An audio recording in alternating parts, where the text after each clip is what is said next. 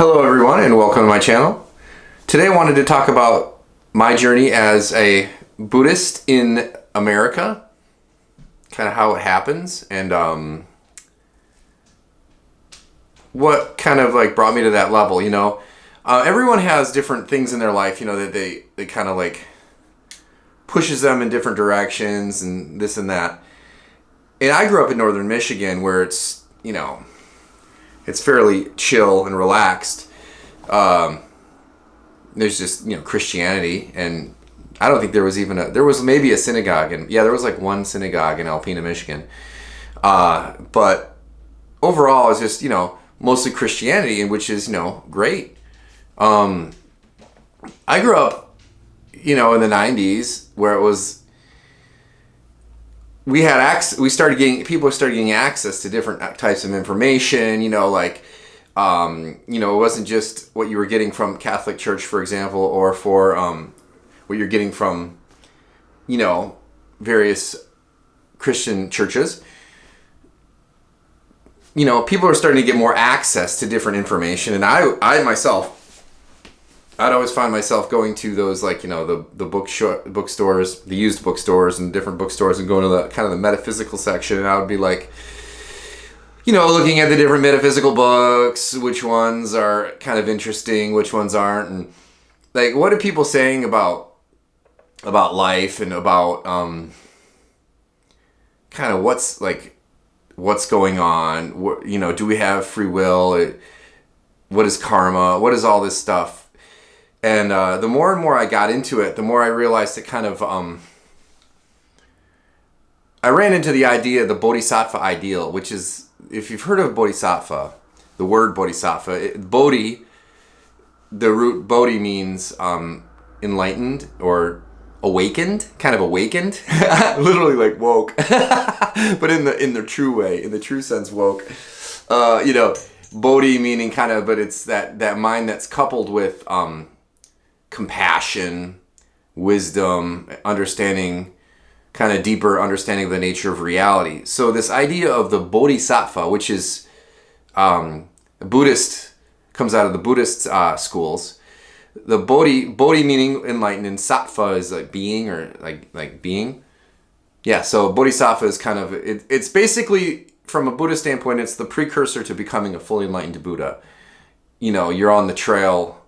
You're like there, halfway there, not maybe even further than halfway. But someone who's a bodhisattva is a realized being. I'll just put it at that for now. So I started hearing about this idea of the bodhisattva in various things. This idea of like kind of an altruism. It is altruism. It's, may I make my actions for the benefit of all sentient beings.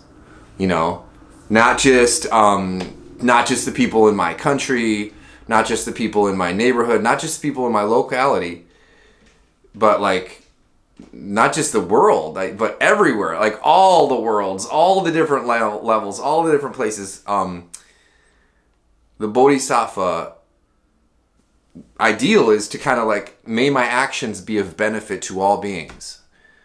So it's a lofty ideal, for sure. But just because it's lofty doesn't mean it's unattainable. So I started learning about this stuff, and one of the big things I can say for me as a cultural touchstone was, like the Beastie Boys had that song on ill communication, second to last song, called Bodhisattva Vow. As I develop the awakening mind, I praise the Buddhas as they shine. I bow before you as I travel my path. To join your ranks, I make my full-time task. For the sake of all beings, I seek the enlightened mind, which I know I'll reap. So he goes into all that. And I'm like, wow, that's really hip. Like the idea of making my actions for the benefit of all beings. Like to me, that's like, was definitely without a doubt, like more important than anything.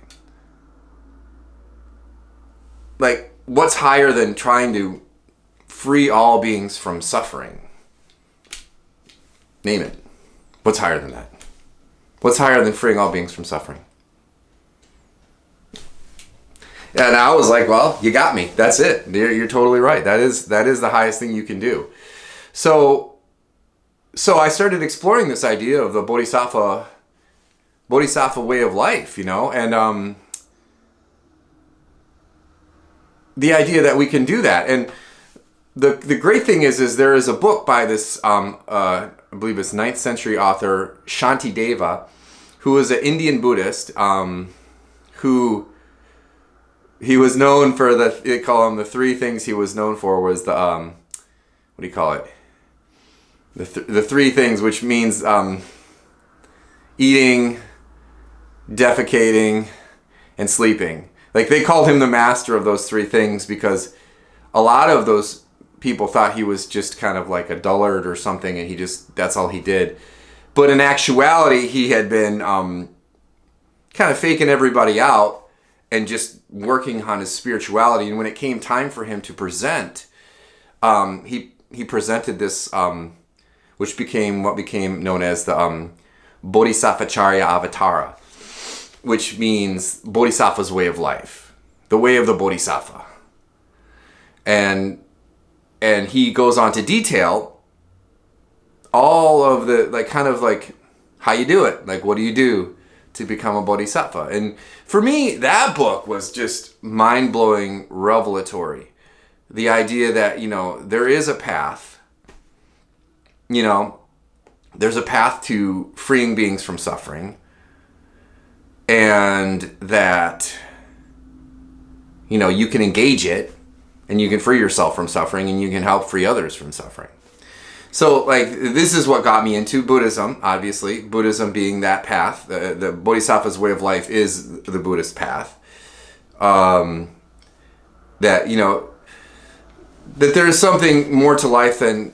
For me, the big problem was, I didn't understand this whole, like, you get a car, and you get you get your job, and your wife, and your 2.5 kids, or whatever it is, and it wasn't enough for me as a person to, like, really feel like that. Didn't seem cool at all, honestly. I didn't care about that. But then this Buddhism came along, and I started exploring it, and I got really excited about it. But yeah, and so this idea of the Bodhisattva's way of life, and that you can make your actions for the benefit of all beings, it's really powerful. And when you look at the Shantideva's book, it really outlines all of those different aspects, like the developing the awakening mind, guarding your alertness and awareness, making sure you don't do bad things. Basically, you have to watch your mind to make sure you don't, if you get angry in traffic, for example, that one moment of losing your awareness and letting the anger take over, you could smash somebody off the road. Boy, you'd regret that later now, wouldn't you? As much as you were angry in the moment and you just wanted to go with it. Different things like that. So yeah, I'm just making this short video to kind of start the conversation. Is there a path to freeing yourself from suffering and freeing all others from suffering? And according to the Buddha, there is. That's why he set forth the Four Noble Truths, which details that. It's kind of the synopsis of the Buddhist path. Really, the Four Noble Truths. It's the first truth is the truth of suffering. Like, you came into this world a bloody mess, and you're gonna leave a bloody mess. Hopefully not so bad, but maybe that's a little extreme to say it like that. But suffering is part and parcel of being a three-dimensional human character, a human being. So the truth of suffering, the truth of the cause of suffering, like what? So that's the second truth, noble truth. The truth of the cause of suffering is what are the causes of the suffering, right? So first you got to admit that there's a problem, right? It's kind of like if you have like Alcoholics Anonymous, you got to admit there's a problem first before you can work on the problem. If they don't acknowledge there's a problem, then there's nothing to work on. La-di-da. So the first two noble truths are kind of identifying the problem, which is suffering, and then identifying the causes of the suffering. Those are kind of, they consider those the two negative truths, like it's kind of like bummer, but it's true, right? And then the other two truths, you've got the truth of the cessation of suffering, the truth of the ending of suffering. And then the fourth truth is the path to the cessation, the path to the cessation of the ending of suffering. In other words, the way to end the suffering. So we got that right. So those four. Yeah. That's the synopsis of the Buddhist path, kind of like in a nutshell, right? And, I as someone growing up in northern Michigan, I was suffering because I was confused. I didn't know what y'all were doing on the planet, running around, this and that. Just nothing really kind of clicked for me. It just didn't really work for me. But then when I discovered this, I was like, wow, there's something to center yourself around. This idea of, altruism and helping all sentient beings. And so that's a theme I'm definitely going to explore on this channel, is the Bodhisattva way of life, because that's what I studied under my teacher Gelek Rinpoche in what you call Tibetan Buddhism. That was my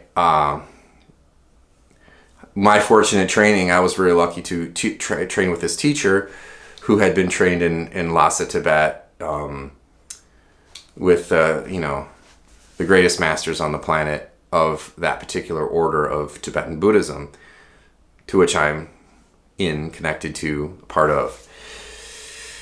Yeah, anyway, so that will be the kind of the main thrust of this channel, is opening up, talking about the different ideas of the awakened mind, the enlightened mind, the Bodhisattva path, and that we have those options to free yourself from suffering, and then you also have the option to just not, and just ignore it. Everyone, that's the one funny thing that it's in the very, kind of the colophon, kind of the beginning of the Bodhisattva way of life. Shantideva says is there's two types of beings in this world. There's yogis and there's non-yogis. In other words, there's the people who are engaging in practice to free themselves from suffering. And then there are the people who aren't. Which is rather a stark contrast, but if you think about it, you could probably boil it down to that if you really were to get serious. Yeah. So that's what we're going to explore on this channel. And this is kind of a brief introduction. I just figured I'd start things off. My name is Jess, and the thing about me is that we'll just talk about this a lot, and I could give all my credentials and stuff in terms of, I've been studying with my teacher for, we studied together for 20 years and 7 months. And then he passed, and then I've been studying since, so it's approximately about 25 years. Anyhow, good times, and I hope everybody has a great day, and we will see you on the flip side.